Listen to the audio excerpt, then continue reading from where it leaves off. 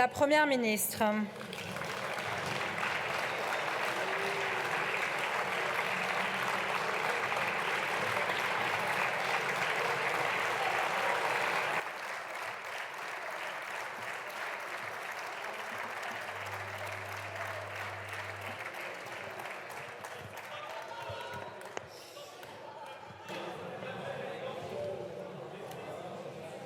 Madame la Présidente, Mesdames et Messieurs les députés, des chants, des hurlements, des invectives, des pupitres qui claquent, voilà le spectacle auquel se sont livrés jeudi dernier certains députés. Dans un déchaînement de violence comme cet hémicycle en a peu connu sous la Ve République, certains élus de la nation ont une nouvelle fois montré le peu de cas qu'ils faisaient du débat, du Parlement, de la démocratie. Ce n'était pas un fait isolé, c'était le paroxysme de semaines entières durant lesquelles, au cœur même du Parlement, nous avons vu l'antiparlementarisme à l'œuvre sous toutes ses facettes.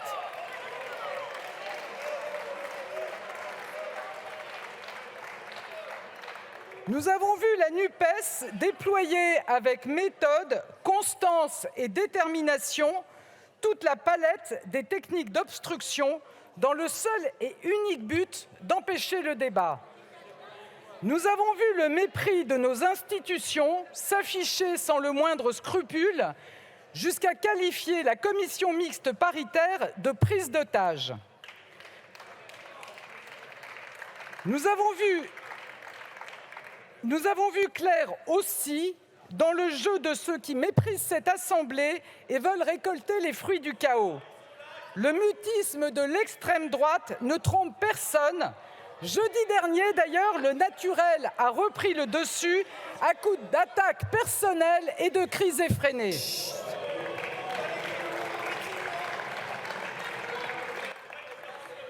Mesdames et Messieurs les députés, cet après-midi, intervention après intervention, j'ai constaté, en écoutant certains orateurs, qu'il n'y a décidément pas de limite à la duplicité. Ce sont les mêmes qui ont tout fait pour saboter le débat à coups d'amendements dilatoires, de cris et d'insultes qui viennent nous reprocher de ne pas avoir pu suffisamment débattre. Ce sont des élus de la nation qui viennent nous expliquer sans vergogne que 175 heures de séance, plus que pour les 2 précédentes réformes des retraites, ne valent rien. Ce sont des députés qui dénient son rôle au Parlement et affirment que la rue est plus légitime que les institutions.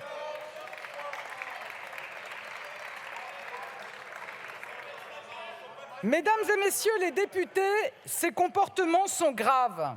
Ils sont graves car il ne s'agit plus de s'opposer avec force, mais d'empêcher la discussion et de couvrir coûte que coûte la voix de l'orateur qui ne partage pas vos idées, comme si toute parole contradictoire était insupportable.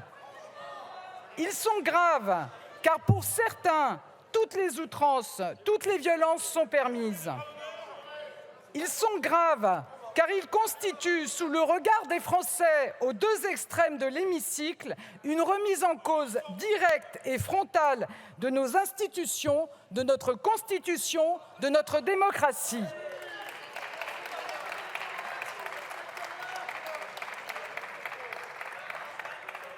La haine et la brutalité ne devraient pas avoir leur place dans le débat parlementaire, car si l'on ne peut plus débattre à l'Assemblée nationale, c'est le fonctionnement même de notre démocratie qui est empêché.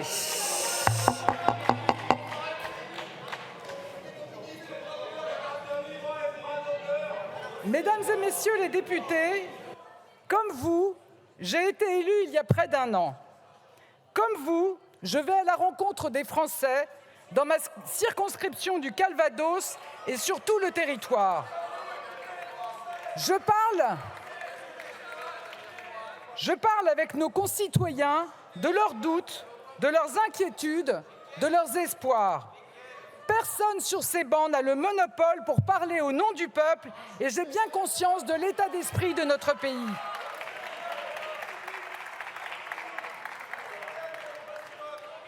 Je sais les interrogations et les inquiétudes que cette réforme soulève. J'ai conscience de l'effort qu'elle demande à bon nombre de nos compatriotes. Je mesure la mobilisation d'une partie d'entre eux dans les mouvements sociaux. Cette réforme, le président de la République s'est engagé à la mener lors de la campagne électorale, certainement pas pour gagner des voix, mais par exigence de transparence vis-à-vis des Français.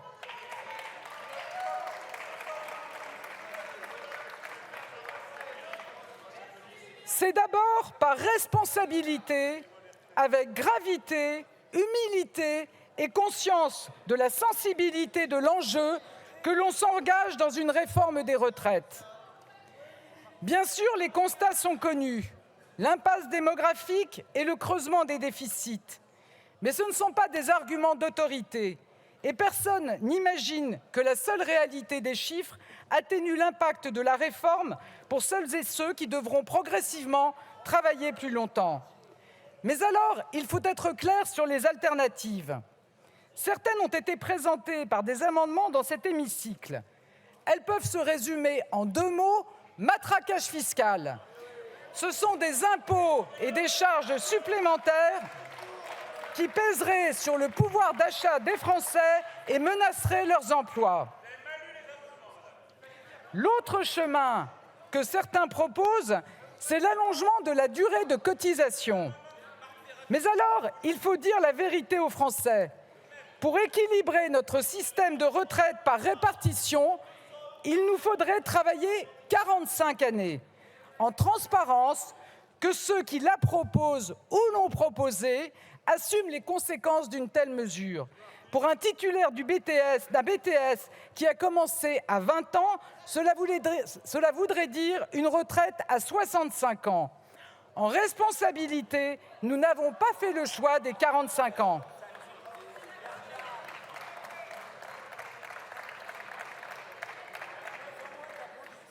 Oui, mesdames et messieurs les députés, pour concevoir cette réforme, avec le ministre du Travail, Olivier Dussopt, nous avons pris le temps de regarder toutes les propositions et de modifier les nôtres. Les mois de concertation avec les organisations syndicales et patronales auront permis d'aboutir à des avancées importantes sur le texte. Je pense à la prise en compte de la pénibilité, aux carrières longues ou encore aux carrières incomplètes, notamment des femmes. Au risque de surprendre aux extrêmes de cet hémicycle, le débat et la concertation, c'est utile. Je veux également saluer le travail mené depuis des mois par les parlementaires des 3 groupes de la majorité présidentielle, Renaissance, Modem et Horizon. Devant le défi des retraites, vous avez fait des propositions importantes, innovantes, dont beaucoup sont reprises dans le texte final. Devant le vacarme et les insultes, vous n'avez jamais dévié du cap du débat. Et face aux outrances, vous avez montré le visage de la dignité démocratique.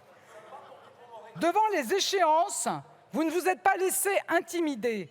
Vous avez pensé à l'intérêt général, à la préservation de notre modèle social, plus qu'à vos destins personnels.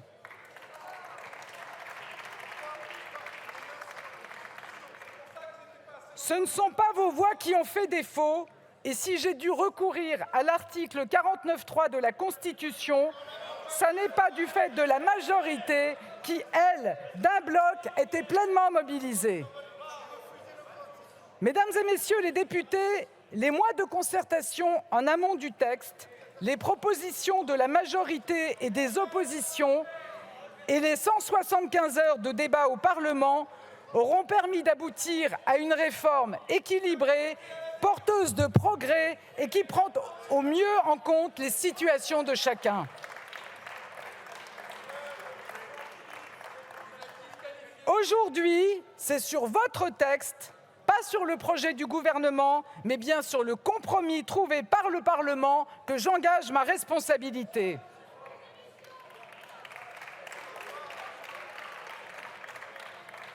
Rejeter ce compromis, ce serait financer nos retraites par la dette et fragiliser dangereusement notre système par répartition.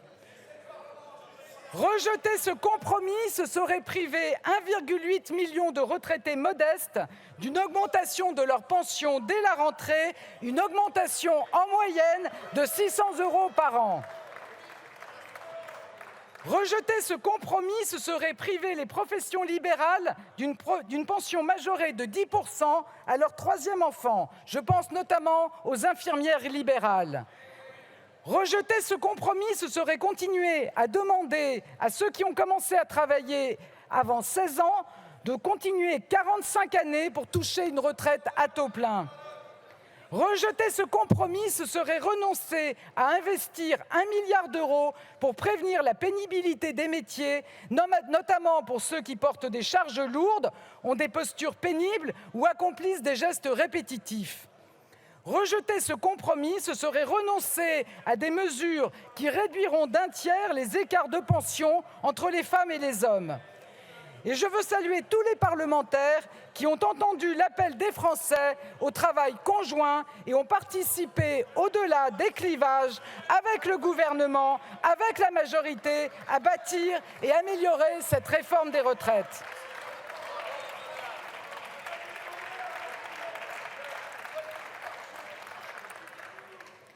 Mesdames et messieurs les députés, ce débat sur les retraites soulève des réflexions plus larges sur les évolutions de notre rapport au travail, sur l'égalité des chances, sur les perspectives que l'on peut offrir à chacun. Avec mon gouvernement, je veux répondre à ces défis, déjouer les déterminismes sociaux, assurer l'accès à de vrais parcours professionnels et améliorer la qualité de vie au travail. Face à ces enjeux, je reste convaincu qu'il n'y a qu'une seule méthode, chercher des compromis et ne jamais renoncer à l'action. Dans les jours, dans les semaines et les mois qui viennent, de nouveaux textes seront débattus au Parlement. Il n'est jamais trop tard pour sortir des postures. Mais quand je vois une motion de censure signée par toute la gauche, mais avec comme figure de proue un partisan de la retraite à 64 ans, comme le proposait monsieur le député de Courson, votre amendement en octobre 2013.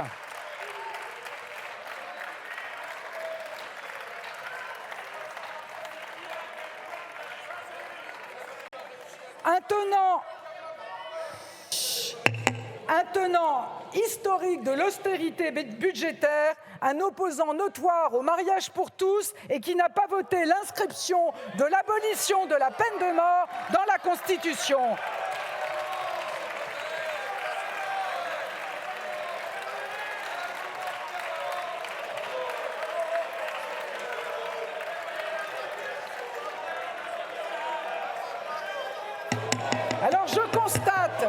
Alors je constate que la NUPES a décidément perdu tous ses repères quand elle est prête à toutes les compromissions quand il s'agit de chercher le blocage.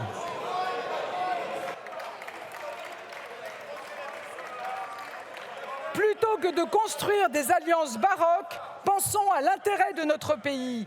Plutôt que de former des blocs contre, travaillons à bâtir des majorités pour. Mesdames et messieurs les députés, dans les jours, les semaines et les mois qui viennent, pour répondre aux interrogations des Français, nous devrons aussi ouvrir une nouvelle page de notre démocratie sociale. Je suis convaincu que le dialogue social doit être la norme, qu'il doit précéder chaque projet. Je suis même convaincu que sur beaucoup de sujets, la bonne méthode est de transcrire dans la loi les accords trouvés avec les partenaires sociaux. C'est d'ailleurs avec la majorité ce que nous vous proposerons de faire prochainement sur le partage de la valeur. Mesdames et messieurs les députés, avec cette réforme, nous ne sommes jamais allés aussi loin dans la construction d'un compromis. Le gouvernement a pris toutes ses responsabilités, mais les aventures individuelles, les positionnements tactiques et la crainte de l'impopularité n'ont pas permis d'assurer une majorité. Cependant, comme il se doit, la démocratie parlementaire aura le dernier mot. C'est elle qui a permis de forger ce texte, de l'améliorer, de l'enrichir par des propositions de l'Assemblée nationale comme du Sénat, des propositions de la majorité comme des oppositions. C'est la démocratie parlementaire qui a permis d'adopter ce texte par 2 fois au Sénat et lors d'une commission mixte paritaire où le gouvernement n'était pas présent et ses soutiens n'étaient pas majoritaires. C'est enfin la démocratie parlementaire qui s'exprimera par votre vote. L'article 49.3 de notre Constitution, qui permet au gouvernement d'engager sa responsabilité et au Parlement de la censurer, a une histoire précise. Garantir au Parlement de ne pas sombrer dans l'impuissance, comme cela avait été le cas sous la Troisième puis la Quatrième République.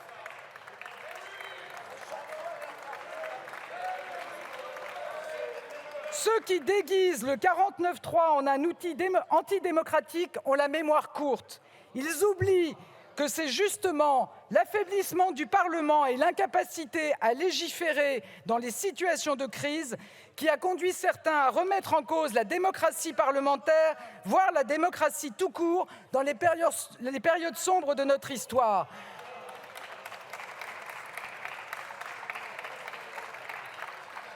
Le 49.3 n'est pas l'invention d'un dictateur, mais le choix profondément démocrate qu'a fait le général de Gaulle et qu'a approuvé le peuple français.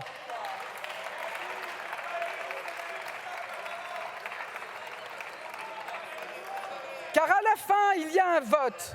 Nous sommes au terme du cheminement démocratique et politique de cette réforme. Si vous voulez renverser le gouvernement qui la porte, vous en avez désormais la possibilité. Je vous remercie.